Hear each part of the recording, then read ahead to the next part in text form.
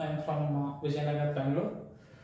So I joined HSM Institute for a certified investment banking course. So I have learned many things here, like capital market business and equities, derivatives, bonds, debentures, and banking and financial system as well. Apart from this, I have also learned NAV calculation, reconciliation, front office, middle office, and back office operation work. So in financial modeling, I have learned about ratio analysis, option and IPO modeling, and I have also learned about IPO pricing model.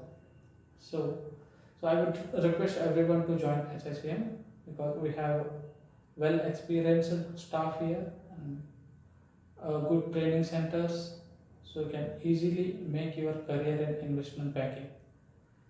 Thank you.